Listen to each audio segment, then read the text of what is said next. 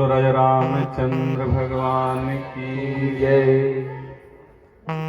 राम से है नेह स्वर्ण शैल के समान देह, ज्ञानियों में अग्रगण गुण के निधान है। ऐसे महाबलशाली वीर हनुमान हैं, वीर हनुमान जी को मेरा प्रणाम है। वीर हनुमान जी को प्रणाम है, वीर हनुमान जी को। सिया राम जय जय सिया राम, सिया राम जय जय सिया राम।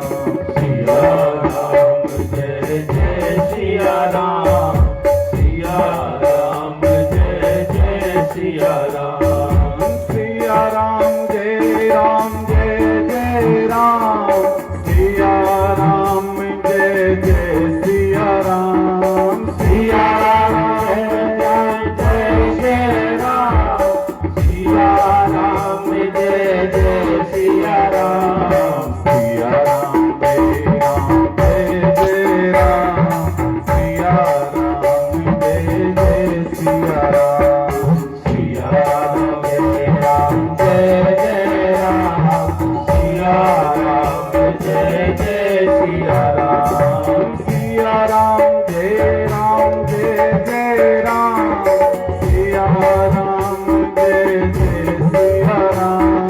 सिया राम जय जय राम, सिया राम जय जय सिया राम। सिया राम जय जय राम, सिया राम जय जय सिया राम।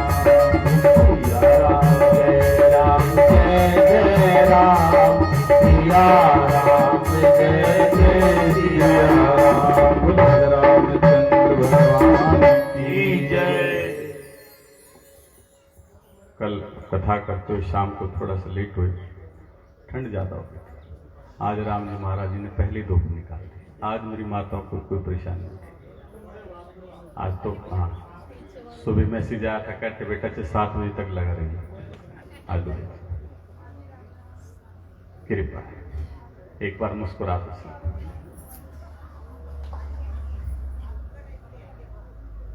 कल भरत जी महाराज चित्रकूट से जो है पादुकाएं लेके आए, बड़े प्रेम से अयोध्या के अंदर नहीं निवास, बाहर नंदीग्राम बसाया कुटिया और उसमें निवास करते हैं। राजसी वस्त्रों का त्याग कर दिया, पादुकाएं नहीं पहनते, भैया की पादुकाएं रख रखे गद्दी, उनका पूजन करते हैं। माता अयोध्या के अंदर माता कौशल्या, वो कभी महल से बाहर नहीं आती, वो बाहर नहीं आती। भरत जी अंदर नहीं जाते, वहीं से राज्य का संचालन करते। एक दिन माता सुमित्रा ने कहा कि देवी चलो बाहर चलो, थोड़ा सा घूम के आ। माता कौशल्या कहती नहीं, मेरा मन नहीं करता। और उनके हाथ में क्या है? वो राम जी का छोटा सा धनुष, उसके खिलौने, उनको देखे मन भरा। जहां बैठे रहती है,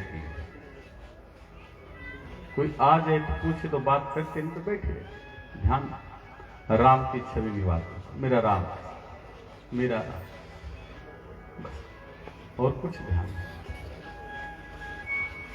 सुमित्रा ने कहा चलो ना भरत के पास चलो। कभी कभी मन हल्का करने के लिए भरत के पास आ जाते हैं कि हाँ चल। जब अयोध्या के महल से बाहर नंदीग्राम की तरफ आते हैं तो क्या देखती है कि राम जी के जो घोड़े हैं ना, वो छालों बंधे हुए थे। वो श्वेत वर्ण के, सफेद रंग के, वो भी काले थे। कह रहे वो काले क्यों पड़े? कह रहे वो राम के वियोग से काले। उन्होंने भी खाना छोड़ दिया, वो भी जल नहीं पीते। उनको लगता है कि जब सवार ही नहीं तो सवारी का महत्व क्या रह जाता है?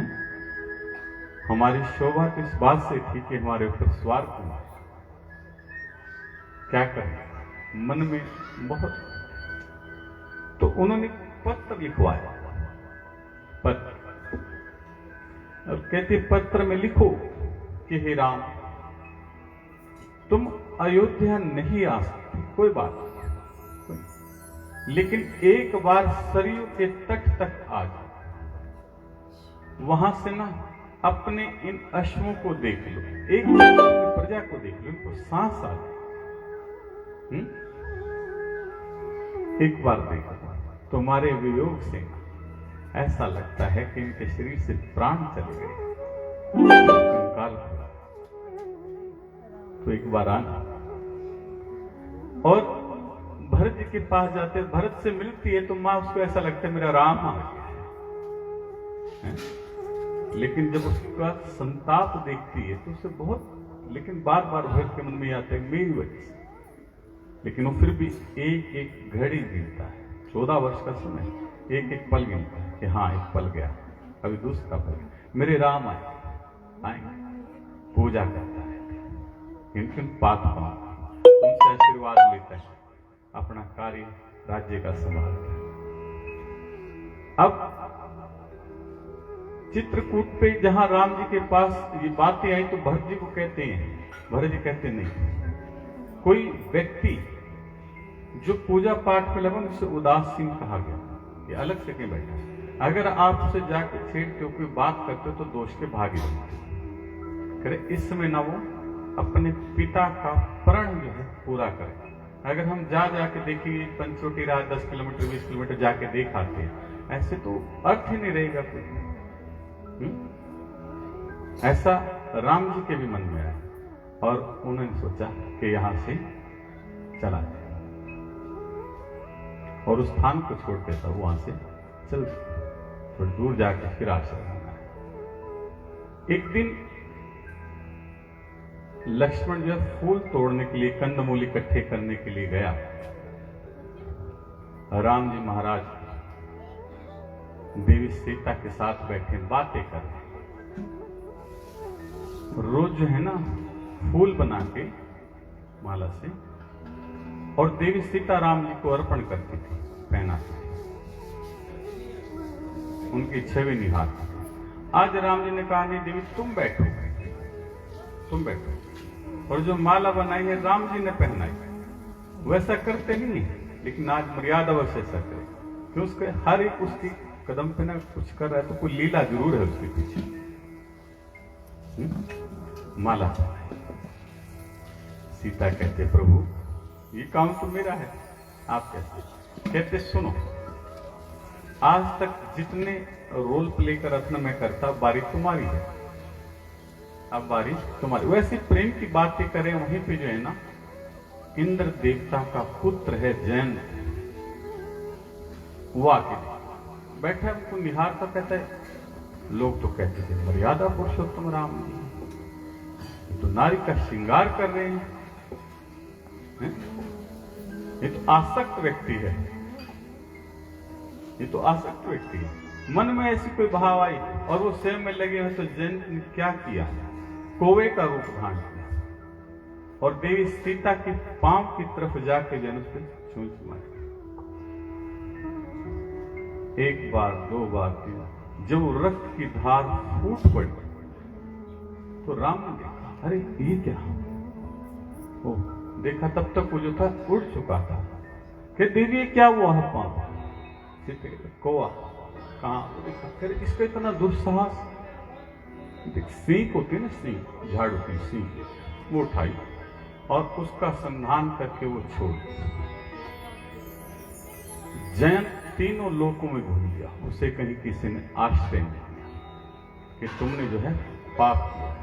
वो जाए अपने पिता इंद्र के पास, है? पिता मुझे बचा लो, कहते हैं कौन बचाएगा तूने अपराध किसका किया? जो कालों का भी काल है, जिसकी भ्रुकुटी मात्र थोड़ा इशारा करने मात्र से जो है स्थिति बदल जाती है, उसका अपराध किया तुमने, क्षमा मांगता है कि पिताजी मुझे बचाओ। भगवान शंकर जी के पास गया, वहां जाकर उनकी स्तुति करता है कि पिता मुझे बचाओ। भगवान शंकर जी कहते हैं आज ना इस कौवे जैसी स्थिति ना हम सबकी होगी, हम सबकी क्यों होगी? अपराध किसका करते हैं? अपने परिवार में, अपने भाइयों में, पड़ोस में, रिश्तेदार में, दूर के संबंधी से, और किसी का माल उठाया, व्यापार में किया, कैसे किया, क्षमा कहां मांगेंगे? भगवान के मंदिर में जाकर, प्रभु जी मुझसे गलती हो गई, मुझे माफ कर दो जी। कोई किसी तरीके से कोई पैसे चढ़ा के, कोई भंडार लगा के अपने अपराध को क्षमा करवाना चाहते हैं। लेकिन जब गलती आपने रिश्तेदार से की है तो रिश्तेदार से जाकर माफी मांगो ना, उससे माफी मांगो।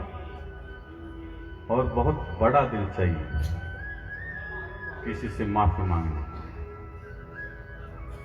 एक मेरे अजीज दोस्त हैं धनसलमी, डॉक्टर साहब, उन्होंने मुझे अपने परिवार का एक किस्सा सुनाया था। परिवार के सदस्य ने कोई गलती की, आरोप किसी दूसरे पे आया, पंडितों से, शाणे सत्तों से पूछा तो सबने किसी और पे नाम लिख दिया। बाद में पता लगा उनको कि अपने परिवार के सदस्य ने गलती की, और उन्होंने जाके जो उनसे क्षमा मांगा उस परिवार के सदस्य से। मैंने कहा ना, और देखो उस व्यक्ति का दिल कितना बड़ा हुआ जिसपे आरोप लगाया गया, लेकिन वो फिर भी आदमी गलती करके माफी मांग ले, बड़ा है, लेकिन जो उसको माफ करके उससे भी बड़ा है। आज ना जयंत भागा भागा फिर है, मुझे माफी दे दो। भगवान शंकर जी के पास जाके माफी मांगता है, वहां जाके कहता वो नमामि भक्त वत्सलम कृपालुशील कोमलम भजामि ते पंजाभुजं अकामिनां सदामदं निकाम श्याम सुंदरम भवाभुनाथ मंदरम प्रफुल्ल कंजलोचलं मदादिदोषमोचनं प्रलंब बाहु विक्रमं प्रभु प्रमेय वैभवम् निशंग चाप सायकं धरं त्रिलोकनायकं दिनेश वंश मंडनम महेश चाप खंडनम मुनीन्द्र संतरंजनं सुरारि वृंद भंजनं मनोज वैरि वंदितम अजादि देव सेवितम विशुद्ध बोध विग्रहं समस्त दूषणापहं नमामि इंदिरापतिं सुखाकरं सतांगतिं परेश शक्ति सानुजं सचीपति प्रियानुजं तदग्रिमूलयेन भजन्ति हीनमक्षरा पतन्ति नो भवानवे वितर्क वीच संकुल विविक्तवासिनः सदा भजन्ति मुक्तये मुदा निरस्य इन्द्रियादिकं प्रयान्ति ते गतिं सुखम् तमेकमद्भुतं प्रभुं निरेहमेश्वरं विभुं जगद्गुरुं च शाश्वतं तुरीयमेव केवलं भजामि भाववल्लभं कुयोगिनां सुदुर्लभं स्वभक्तकल्पपादपं समं सुसेव्यमन्वहम् अनूपरूपभूपतिं नतोऽहमुर्विजापतिं पठन्मे नमामि ते पदाब्जं भक्तिदेहिं पठन्ति ये स्तवम् इदं नरारेण ते पदं भजन्ति नात्र संशया त्वदीय भक्ति संयुतः नमामि भक्त वत्सलं कृपालुशील कोमलं भजामि ते भजाम्बुजं अकामिनां स्वधाम। हे बाबा भोलेनाथ, प्रभु आप तो सबके मालिक हो, आप मुझे बचाओ। भगवान भोलेनाथ ने कहा कि तुमने अपराध किसका किया? देवी सीता का किया, राम जी के पास, वो तुम्हें क्षमा करे। तब जयंत गया वहां पे, देखा कि हाँ उसके पीछे जो है बाण लगा हुआ, और उस पीछे मुड़ के देखा तो बाण के उसके बीच में सिर्फ 4 उंगल का अंतर था। अब उसे अब जाकर राम जी के पांव में क्षमा मांगता है, प्रभु मुझसे गलती हुई, मुझे क्षमा करो। देवी सीता कहते प्रभु इसे छोड़ दो। राम जी कहते कि ना, आज बहुत सुंदर बात मेरे मित्र परिवार जी ने कही कि जो नीति के अनुसार राज्य किया जाए वो राजनीति। राज करने के लिए जो नीति अपनाई जाए वो नहीं, जो नीति के अनुसार किया जाएगा वो राजनीति सबसे अच्छी है। सुबह उन्होंने मुझे बहुत अच्छी लगी बात, तो सत्य है। कहते हैं कि देवी ने अपराध किया है और उसकी क्षमा जो नहीं, इसको नहीं करे तो अपराध की सजा मिलनी चाहिए। और तो क्या किया, उसकी एक आंख फोड़ डाली। अब देखो इसमें ना दो बातें कि भगवान ने उसकी आंख फोड़ डाली। क्यों कहते हैं? क्योंकि ना ये दो तरीके से दुनिया को देखता है। एक भाव है इसके से ऐसा बना, चाहते तो उसे प्राण दंड दे सकते, लेकिन उसको जो था वहां पे छोड़ दिया। उसके बाद थोड़ा सा आगे चले यात्रा पे, स्थान परिवर्तन करते दंड वन की तरफ जा रहे थे। शरभंग ऋषि मिले, शरभंग सैन। उनको पता लगा कि हमारे आश्रम की तरफ जो है ना राम जी आ, और देखो उनको ये था कि आज शाम को जो है ना हम लोग प्राण त्याग, समय पूरा हो चुका है, शाम को शरीर छोड़ देंगे। लेकिन ये पता लगा कि वो थोड़ा सा ना लेट आएंगे, तो काल को रुक गए, तुम रुक जाओगे आज रात में, कल आना लेने। इतना समर्थ है ऋषि में कि नहीं कल आना। ये सत्य का तप का प्रभाव रोक दिया। मिले राम जी से, राम जी ने उनको भी जो मुक्ति प्रदान की, और ऐसे अपने सफर को जो आगे बढ़ाते बढ़ाते रास्ते में उनको जो है अत्रि ऋषि माता अनसुईया के दर्शन, बड़े खुश हुए। माता अनसुईया का प्रताप बहुत होता है। अत्रि ऋषि ने प्रभु से प्रार्थना की कि प्रभु आप जो ना आज रात्रि जो है यहां हमारे विश्राम। प्रार्थना कर से देवी सीता का मन हुआ कि आज रुका जाए, माता अनसुईया के पास बैठे, रात्रि वो जागरण करेंगे, कुछ ज्ञान प्राप्त। ऐसा नहीं है कि इस कथा कीर्तन का शौक सिर्फ हमको है, भगवान को भी बहुत है। और मैं ना सबको एक बात कहता हूं कि जब भी कहीं बैठो ना किसी कथा में, कीर्तन में, कहीं के कभी किसी आसपास किसी को इधर उधर, मैंने कहा ना पता नहीं कौन हनुमान जी के रूप में आपके पास आ बैठे, कौन कान्हा के रूप में आ बैठे, कौन किस रूप में आ बैठे, दोष लगते। ऐसे ऐसे संतों की महिमा पढ़ी सुनी। कहते एक संत थे जो भागवत करते थे ना, उनको प्रत्यक्ष ठाकुर जी के दर्शन हुआ करते थे, आंखें बंद कर लिया करते थे, कथा करते रहते थे। एक दिन उन्होंने, भगवान ने भी सुनी, कान्हा ने, कि आपकी बहुत अच्छी कथा कर रहे, तो मैं भी जाऊं, मैं भी तो देखूं। जाऊं कैसे? अब बाल रूप का वो ध्यान करते थे संत जो कथा सुने, वो बाल रूप में ठाकुर जी यहां खड़े हुए, वो कथा करे। उन्होंने देखा, ओहो याद, कहते उसे महाराज स्वागत आपका, आगे ऐसा करो, अब जाओ यहां से। भगवान को कहते इसका ध्यान कर रहे हैं, फिर अब जाओ। भगवान उससे इशारों बात करते, यार मैंने तुम्हारी तारीफ सुनी, तुम बहुत अच्छी कथा करते हो मेरी, मैं कथा सुनने के लिए, हम देखो तो तुम क्या सुनाते हो। कह रहे प्रभु जी आपको देखता रहूंगा तो फिर तो होगी कथा। कह रहे जब कथा कब होगी? जब आप थोड़े से यहां से चलोगे। यार अच्छी मेरी कथा कर रहे हो और मेरे को सामने नहीं बिठाना चाहते। तो भगवान का प्राकट्य ना हृदय के अंदर होता है, तब कथा का भाव जागृत होता है। ऐसा नहीं है कि सिर्फ यहां आने मात्र से ऐसा होगी कि आप लोग कथा में आ गए। जब बैठोगे ना, ध्यान लगेगा एक एक शब्द पे। मदन जी है, अंग्रेज जी है, कीर्तन शुरू किया, उठे नाचने लगे, अच्छी बात है, बहुत अच्छी बात, नाचना चाहिए। क्या होगा? शरीर स्वस्थ रहेगा। लेकिन वो कथा कान सुन रहे तो नाचना प्रारंभ किया।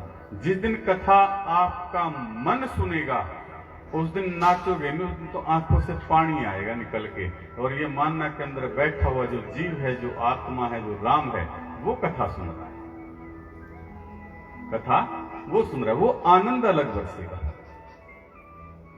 जब कानों ने सुने तो तन नाचा, और जब मन सुनेगा तो आत्मा नाचेगी, और आत्मा नाचेगी तो बैठ के नहीं रहती, उसका तो अलग अंदाज है। माता अनसुईया के पास रात्रि को जिस समय बैठे, देवी सीता ने कहा कि मां मुझे नारी धर्म की शिक्षा। अनसुईया कहते तो आप तो साक्षात जगदम्बा है, मैं आपको क्या बताऊं, लेकिन लीला रचने में तो मर्यादा पुरुषोत्तम की है सारी की सारी लीलाएं, तो उसके पास बैठे मत बताओ ना। कहते स्त्रियां जो है ना तीन प्रकार के। एक उत्तम स्त्री। उत्तम कौन? कहती वो जो अपने पति को ही परमेश्वर मानती है। नोट करना, वो नहीं जो परमेश्वर को पति मानती है, जो अपने पति को ही परमेश्वर मानती है, सिर्फ सतत उसी का ध्यान करते, उसे पता नहीं किसी और। भगवान जी भी मिलना चाहे ना तो ये कहती है कि अगर प्रभु मिलना है ना तो मेरे पति के रूप में ही आना, ठीक है ना। सबसे उत्तम सर्वोत्तम जिसके लिए शब्द यूज किया।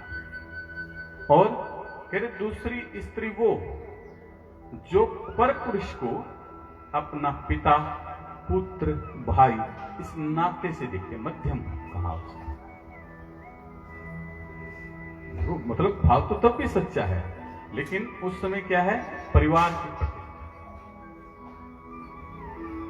एक स्त्री जो है ना रास्ते से आ रही थी, उसने देखा सामने से दो पुरुष आ रहे, उसने घूंघट कर दोनों आदमी चलते चलते क्या करते हैं, किसने ना मेरे को देख के घूंघट किया, वो दूसरा कहता नहीं मेरे को देख के किया। करे नहीं मैं इनके परिवार का हूं, हमारी बहू लगती है, पोती की वो, इसलिए किया। और कहे नहीं नहीं मैं बड़ी उम्र का। इस बात पर दोनों बहस कर। करे इसी से पूछना, बेटी तूने किसको देख के घूंघट किया? किसको देख के? कह महाराज मुझे तो पता नहीं आप लोग कौन, मैं तो जानते नहीं, लेकिन मैंने अपने खानदान की मर्यादा के लिए जो घूंघट किया है, क्योंकि उन्होंने कहा था कि जब जब सर के ऊपर जो पल्ला रहेगा ना बेटे तो पता लग जाएगा कि कौन से परिवार से। मैंने तो इसलिए किया। एक बुजुर्ग माता ना कुएं से पानी लेके आती है, एक रास्ते में स्थान पड़ता है, वहां आती वो थोड़ा सा घूंघट कर लेती थी, फिर आगे चल फिर ऊपर कर लेती। मैंने पूछा माता चलो ये बहुएं तो करें, लेकिन आप बहुजी सर पे नहीं, आप किससे घूंघट करती? वो कहती है ऐसा बेटा, तुम्हारे बाबूजी जो थे ना हमेशा यहाँ इस स्थान पर बैठे रहा करते थे, यहाँ अपने साथियों के साथ। मुझे ऐसा लगता है कि आज वो शायद यही ना बैठे और मैं उनके सामने सिर खुला करके नहीं जाना चाहते। ये मतलब जाने के बाद भी एहसास है, इतना मान सम्मान उस व्यक्ति के लिए दिल में है कि मैं आज भी पर्दा कर लूं, मुझे ऐसा लगता है कि वो आज भी यही बैठे हुए। इसलिए कहते हैं कि धर्मशास्त्र में पढ़ने चाहिए, बच्चों को ज्ञान देना चाहिए। इतनी महानता। आज तो फैशन का दौर इतना हो गया, कहना ही व्यर्थ है, और कहीं तो क्लेश का काम हो जाएगा, है? कोई नहीं आना चाहता। आज जिस समय देवी सीता ये सारा का सारा ज्ञान जो है माता अनुसुईया से प्राप्त करती है, तब उन्होंने कहा कि धीरज धर्म मित्र और नारी आपदा काल पर किए जारी। धीरज धर्म मित्र और नारी आपदा काल पर किए जारी। कह रहे धीरज व्यक्ति के अंदर धैर्य कितना है। धीरज, धर्म, मित्र और नारी, इन चारों का पता ना संकट के समय में पता लगता है। संकट के समय धैर्य रखना ना बड़ा मुश्किल है। ऐसा क्रोध, ऐसी स्थिति बन जाती है कि आदमी मरने मारने पर उतारू हो जाता है, और वो थोड़ी सी देर की गलती ना सारी उम्र भर का पछतावा दे देती है। थोड़ी सी देर की गलती लम्हों ने खता की और सदियों ने सजा पाई। कोई ऐसा गुस्से में आके आदमी कई बार ऐसा कदम उठा ले। धीरज, धर्म, कहते हैं जो व्यक्ति धर्म की रक्षा करता है ना, धर्म उसकी रक्षा करता है। जब हम धर्म के साथ नहीं खड़े हुए तो हम कैसे कह दें कि फलाने धर्म ने जो है हमें दबा दिया, उसने ये कर दिया, उसने ये कर दिया। वो सारा हर व्यक्ति ये तो चाहता है कि शिवाजी दोबारा से हो, महाराणा प्रताप दोबारा से हो, भगत सिंह दोबारा जन्म, लेकिन मेरे नहीं, पड़ोसी करते। आप करो ना, आपको क्यों भाई, हम क्यों नहीं करते? कोई गलत है तो सब उठाओ ना कदम उसके लिए। धीरज, धर्म, मित्र का भी पता आपदा में चलता है।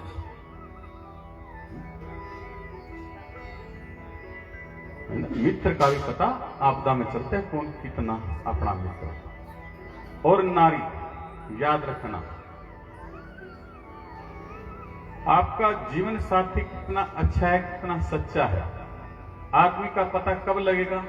जब स्त्री किसी दुख से पीड़ित है। दुख कौन सा? शारीरिक बीमारी। तब तो ये पता लगता है कि आपका जीवन साथी आपका कितना साथ देगा। और स्त्री का पता कब लगेगा? आपकी गरीबी में।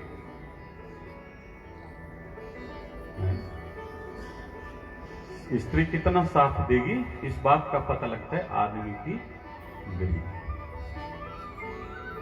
और अमीरी गरीबी की ना परिभाषाएं ना सबकी अपनी अपने तरीके से होती है। सब मैंने ना अक्सर कीर्तनों में देखा है, बड़े बड़े लोग धक्का मुक्की करके सिफारिश से लगा के ना हाथ करेंगे, एक डब्बा दिया जाएगा मिठाई के, प्रसाद ले जाते। और जिसको डब्बा दिया जाता है ना मिठाई का सरकार, उसके घर में खाने वाले नहीं होते, और डब्बा कई दिन तक फ्रिज पे रखा रहता है, समझे।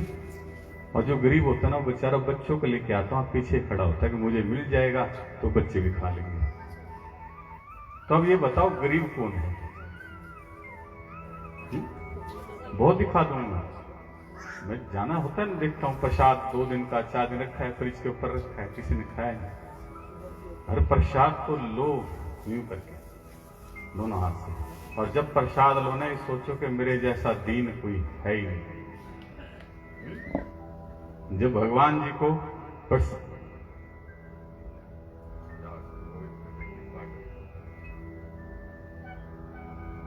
हो, कहते जिस समय प्रसाद लो ना, सोचो कि मेरे जैसा दीन कोई है ही नहीं, ऐसे हाथ। और जिस समय भगवान को भोग लगाओ, तो ये मत सोचना कि मैं अमृति लेके आया हूं या कुछ ड्राई फ्रूट लाया हूं, सबसे अच्छा भोग मेरा है। उस समय ये सोचना कि महाराज तेरा तुझको अर्पण है।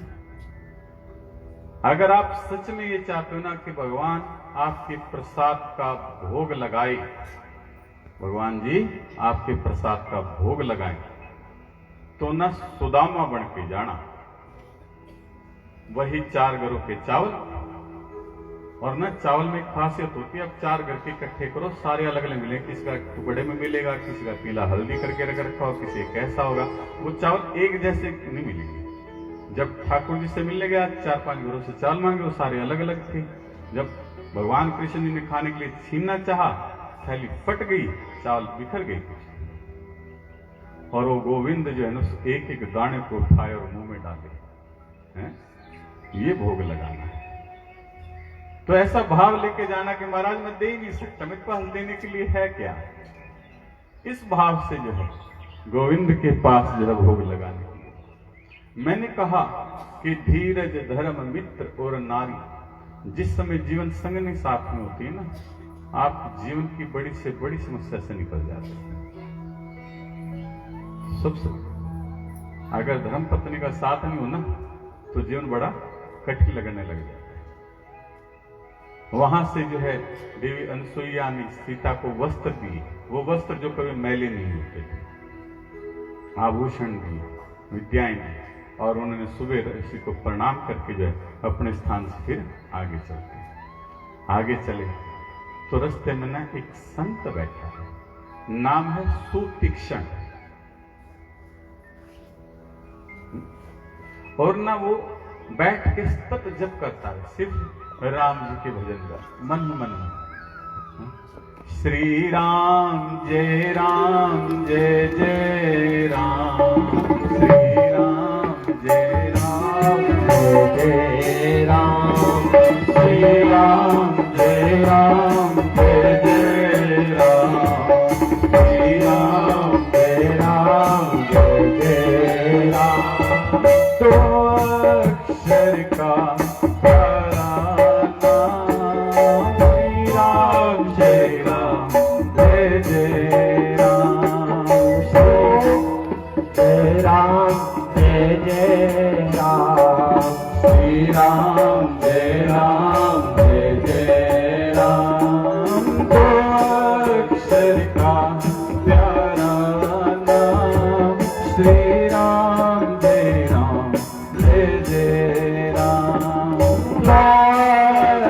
का